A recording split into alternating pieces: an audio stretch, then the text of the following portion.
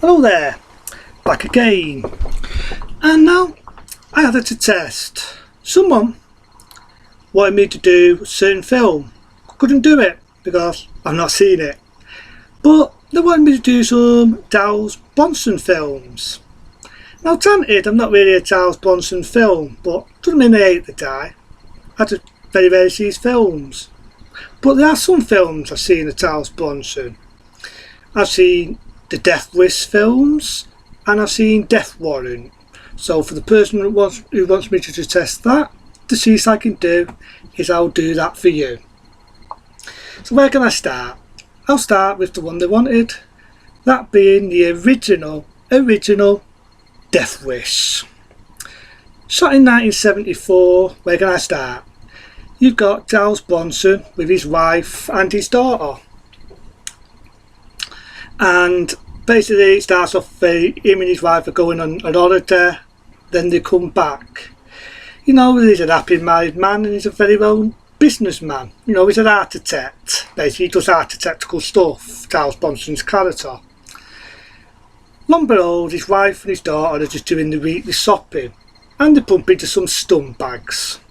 One of them, you might remember, is a very long deaf dope broom. That's right, a very long deaf dope broom in the role. Now it's kind of funny really, but Deaf Dobloom in this always sounds like it was fucking dubbed. Always sounds like it was fucking dubbed. He's got like a Butlin accent. Don't ask me to do a Butlin accent because I'll do a fucking shitty job. But it's a Butlin accent, really Butlin. And it does not sound like, you know, Deaf Dobloom's voice. But to cut the story short, the scumbags foil Giles Bronson's wife and the daughter back to their house. Knock on. And they literally beat the poor mother to death. I mean, they beat her to death. They sexually molest the daughter. You know, they don't like rape, don't like anything with that, you know what I mean? Sometimes I'll talk dirty and all that, but when it comes to rape, it's not really nice, innit? But, you know, they sexually molest the daughter and they beat the mum. Now I always remember the funny scene where Deaf Dobloom dubs his voice and he says, "You cunts, you wits, fucking cunts, I hate you wits, motherfucking cunts." That's laughable, but it's also like disturbing, you know what I mean? It's a disturbing scene. Cut the story short, Giles Bronson goes, I think his name Jack, could be right and wrong on that, and he goes to visit his wife. The daughter's fine after being molested. She gets it worse in the sequel, believe me. And basically the doctor said he's a fucking prick. Because he comes in and says, "Oh yeah, your wife's alright" and everything. And they says, "Oh, I've made a mistake. It's not your wife, it's someone else's. Your wife died an hour ago." What the fuck? If some doctor, a surgeon, said that to me, I'd have smacked him in the fucking mouth and I would have had the fucker stuck off. I would have had him fucking stuck off. So he goes to the funeral of his wife. That's sad. It's snowing and all, so that's even shittier. And he's watching TV. And he's watching some Finterantis. You know, Finterantis, getting the scumbags, seeing scumbags get the berserks. And it kind of influenced Giles Bronson to become a Finterante. And I do love to see where he on purpose tries to get mugged and he shoots up all the scumbags.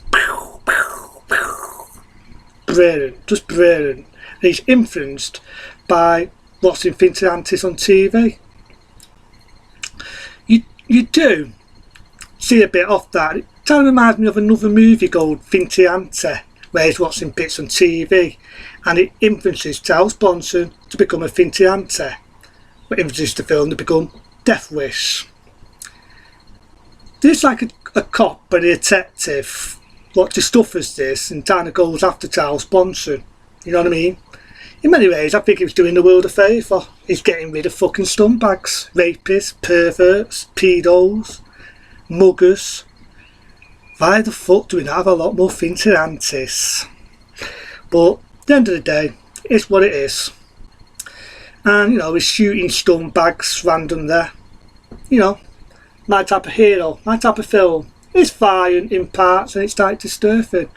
And the rape scenes and the scenes that happened with the wife, originally the film was almost going to be banned. I'm not shitting you. Death Wish was almost going to be banned because it was too violent. Still is when you think about it.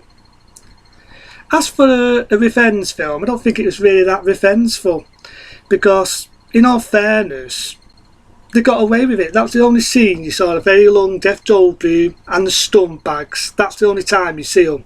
The rest of it is Charles Bronson killing fucking stunt bags. You know what I mean? Killing assholes like muggers, rapists, your everyday fucking stunt bags. Bit like The Exterminator. Not the one with Arnie. There was a film in 1980 called The Exterminator. You know, Fintianti type of thing. And when you think about it, Death Wish started that all off. It started off the, you know, the Fintianti type of films, whether it be Fintianti, whether it would be The Exterminator, not the Arnie one, there was a film before it, The Exterminator, or Exterminator 2, another Fintianti film.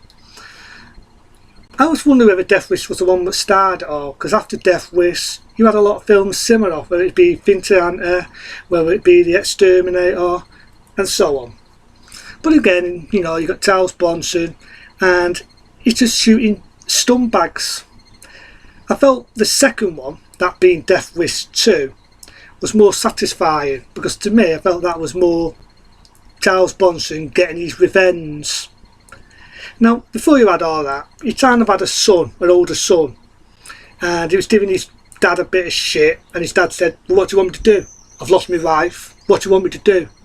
And to me, I think that was good acting. For Charles Bronson, that was fucking good acting. And it's a very satisfying ending. Because, what does he do? He goes after the stun bags, shoots them randomly. The cop almost traps him, but then he lets him go. Real life, he would have got nicked, but the cop knew why he did it. You know, it's revenge of his wife, revenge of what happened to his daughter. And he was becoming a Fintianti, doing the world a favour. So basically, he just lets Charles Bronson off with her. Don't do it again. It kind of falls on in the sequel with that cop. But I do love to see where, when it comes to the end, Charles Bronson looks at us, the audience, winks at us, does that with his finger, does that, and it kind of leaves an opening for the sequel. It's, to me, I don't really think there was going to be a sequel. It's just, you know, his silly sort of like sequel bait ending, because the original, as we all know, come out in '74. Then when they did the sequel, it came out in 1982. You know, we did a lot of films after that, if you know what I mean. But it definitely made a lot of sequels, it made a remake, and it made a lot of other Fintianti films. And for that, I salute Death Wish. It's very disturbing in parts, it's pretty violent, but that's what the film was about. It was Charles Bronson as a fucking Fintianti. You know, me myself, I was more of a Clint Eastwood man, but you know, I like Charles Bronson. He was good in his heyday. May he rest in peace. So for that, because it's a classic, a 9-star rating, and in a couple of weeks I'll probably do Death Wish 2. Now that to me is more of a revenge film. Other than then, for my friend who wanted this, I hope you like it. And I'll probably do the rest of the Death Wishes, and I'll probably do another Charles Bronson film. And for anyone else that want any suggestions, don't be afraid. Ask. If you're nice, and you've asked nicely, I'll be happy to do that. Other than that, have a nice one.